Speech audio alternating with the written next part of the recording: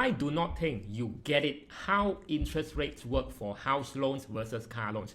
A house loan with 4% per year of interest rate is actually cheaper than a car loan with a 2.7% annual interest. Now, let's say if you're buying a house with 500,000 loan at 4% interest over 9 years, your monthly payment would be about 5,500, and over the entire period, you would pay around 96,000 in total interest. And you might say, hey, Liu, nobody takes a 10 years or 9 years mortgage.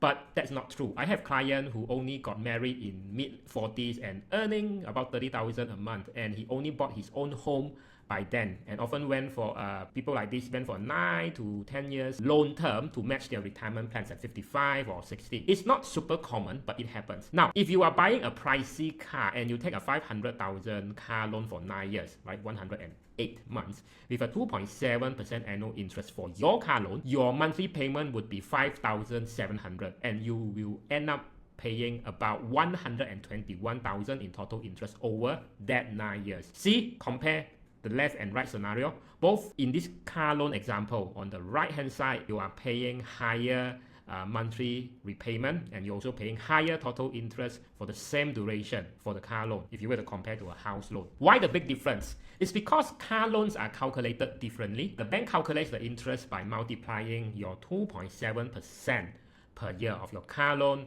by your 500,000 loan, which is 13,500 a year, and you multiply that again by 9 years, you get 121,000 in total interest. And this total interest is added upfront to the loan amount, which means that you start with a higher principal amount, which is 621,500. For a home loan, the interest is calculated on the remaining principal balance, so your payments gradually reduces the principal. You see, if you look at these home loan or mortgages, it starts at 500,000. This is the exact amount that you borrow. After your first payment, your principal drops to 496,000 because 3,854 of your 5,005 payment reduces the principal, and the 1,667 goes to the bank as interest. The difference in calculation methods is why car loans can end up being more expensive, even with a lower interest rate. Now, this method of interest calculation, where the lump sum interest is added to the loan upfront, is called the Rule of 78.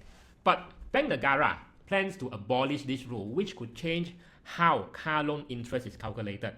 Now, if this happens, car loans might be calculated like your property loans or mortgages, making them more of an apple-to-apple comparison between the two. But since the dawn of time, car loans are calculated using the Rule of 78, which actually banks prefer it because it earns them more interest income. If the Rule of 78 is abolished, this can happen. Banks do not like making less money, right? And this is one of the many types of advisory where we help our clients make better informed money decisions to reduce financial leakages, make their money work harder, pay less to the bank so that their money can be worked more efficiently. There's a link. You can check out our client's testimonial and the scope of services that we provide. Follow for more past and future videos like this on your feed.